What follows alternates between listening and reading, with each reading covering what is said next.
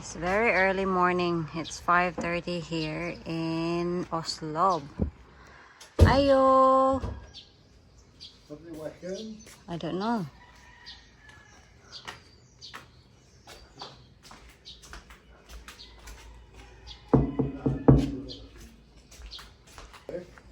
They're awake.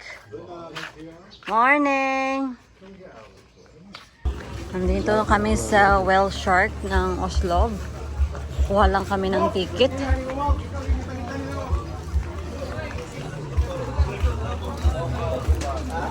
It's busy. Never sleep. Scuba diving. Scuba diving. Ah, there. Hi. Many on our boat, is there? Hi, Ate Liza. So, nandito na kami mga loves. We're filming. Nag-rent pala kami ng GoPro kasi as I said nga, wala akong underwater camera. And alam nyo, sobrang na-disappoint talaga ako sa sarili ko. Kasi, alam nyo, nung pumunta kami sa Coron, bumili ako ng, hindi ko alam yung tawag ha, pero ilalagay mo yung phone mo doon sa may plastic. Tapos, may seal doon and pwede mo nang madala yung cellphone mo underwater. At ayun, nakalimutan ko mga palangga, nakalimutan ko sa hotel. So, sabi ko sa sarili ko, ay, ano naman, nakakapanghinayang. Gusto ko pa namang dalhin yung cellphone ko dito para makita yung whale shark. So, dito parang wala na talaga akong choice na mag-rent na lang ng GoPro kasi sayang din yung mga memories para meron din akong video dito sa whale shark kasi first time ko din makita yung whale shark and ito yung mga kuha ni Kuya. Salamat Kuya for being patient with us kasi makikita nyo talaga dito yung mga struggles namin sa pagsiswimming. By the way, yung mga clip na to is naka-slow-mo talaga kasi ang gulo-gulo. So, makikita niyo yung mga struggles namin dito at nagpapanik din kami mga palangga or ako nagpapanik talaga pag lumalapit yung whale shark sa akin kasi of course yung whale shark ang laki-laki at takot ako na matouch ko siya tapos magalit yung whale shark if you know what I mean kasi I know they said na bawal i-touch yung whale shark pero alam niyo yung parang you try to fight the current and then parang lumalapit din yung whale shark sa'yo. So, parang ang hirap-hirap talaga. Kaya, ayun, parang, hindi lang parang talaga, nag-i-struggle talaga. Kaya, mahirap din kasi mag-swim using your life jacket kasi talaga, parang hindi ka, parang, hindi ka in control if you know what I mean. Sinabi naman nila na pwedeng magtanggal ng life jacket pero hindi ako komportable mga palangga lalo na sa dagat kasi mas pipiliin ko na walang life jacket sa pool pero pag sa ocean na talaga, pag sa dagat na ay no talaga kaya hayaan nyo na yung mga pagmumukha namin, yung mga clips yan. So, mag-enjoy na lang kayong manood.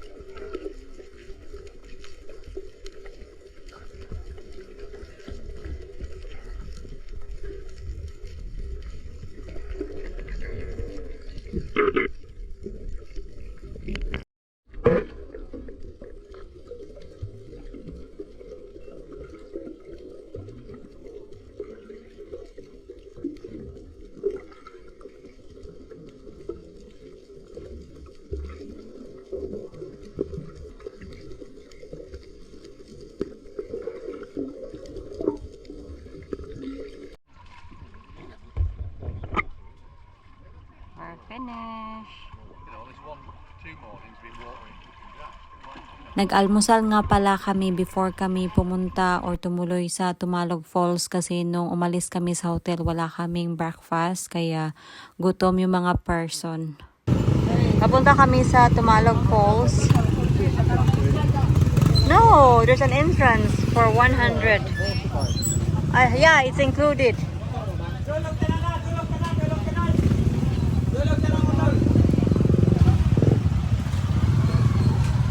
Sir, you want to ride? Sure. Yeah, It's 50 pesos back and forth. Hinahinay lang ta ha?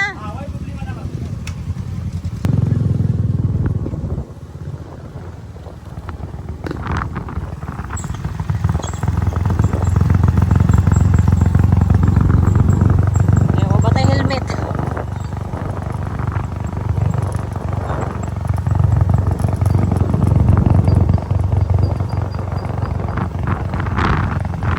Nalhugon mo rin diri pura kuan pian no?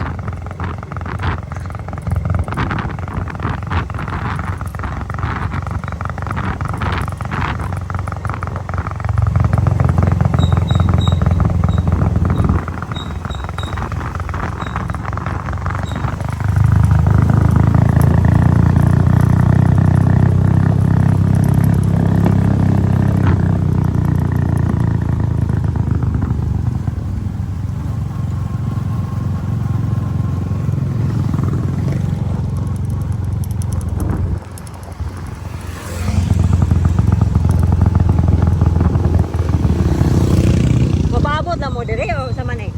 Dili ra bikin sa sakit niya. Sa kinsa lang sa kanya dito ra may bayad. Sige, salamat. Na may mag-graduate dire. Sige, salamat ha. Thank you. Baliktad ra ba ko kay? Picture.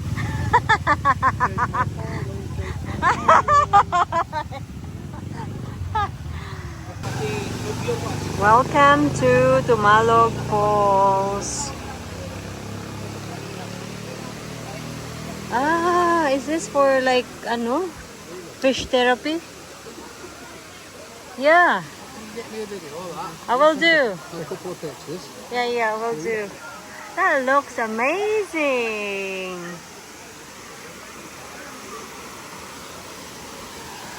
It's like a rain shower, mga loves. Isn't it?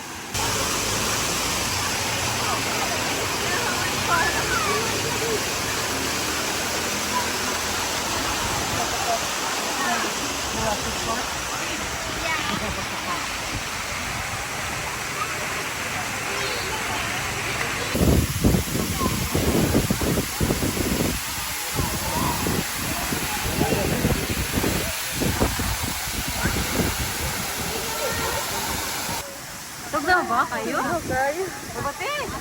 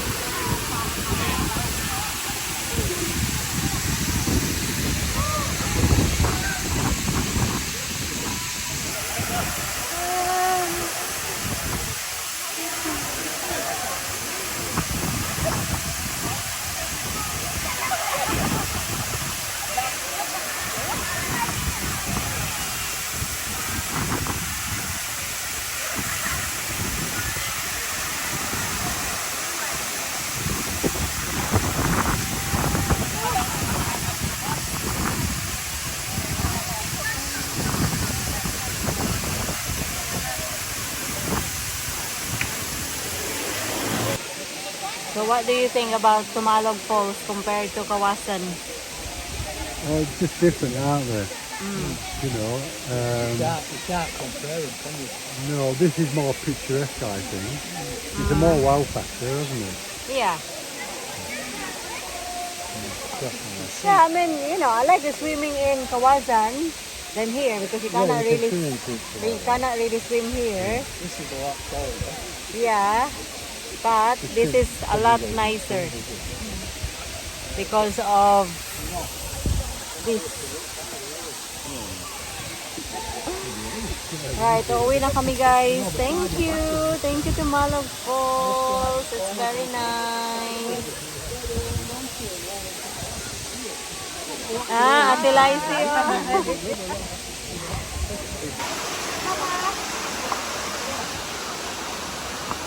Just need to be very careful kasi slippery siya.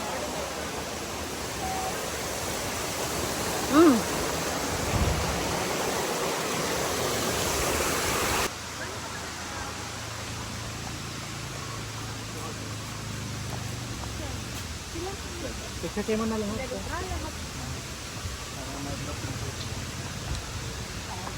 Picture. Right, we're gonna take the motorbike again. You should have bad motorcycle.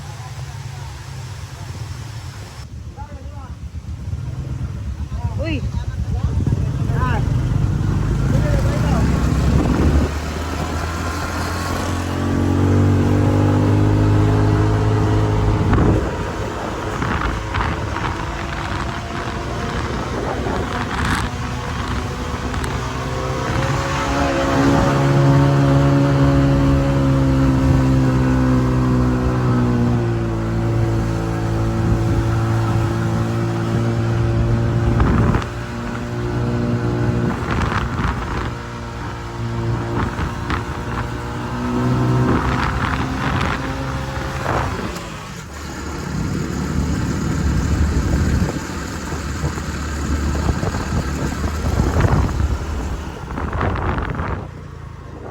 Thank you.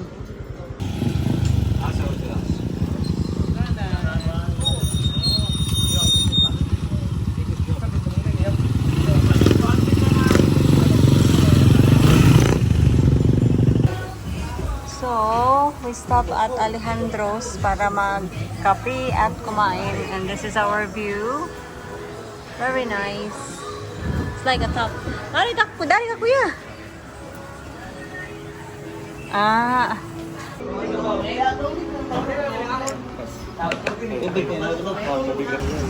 Are we crossing? Quick, before the monkeys come. Where's the monkey?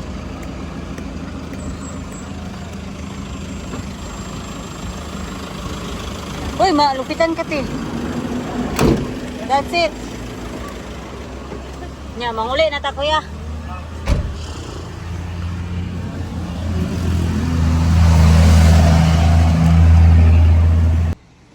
Nakabalik na kami sa aming hotel. Thank you so much, kuya. So, yung kuya na nagda-drive sa amin is na-meet namin siya sa airport. Hala, tingnan niyo. Can you see the difference? Can you see the line? Ay, nako. Red horse first daw. Where are they? Gusto ko na mag-swimming. Mag-swimming kami ni Ate Liza doon sa hi! Mag-swimming kami doon sa swimming pool. Nandito kami sa baba ng hotel, ng resort nila.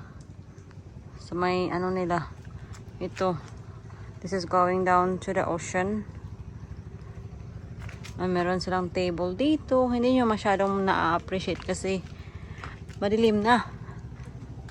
Let's go ate. Pero low tide. Yan. Billiard tea?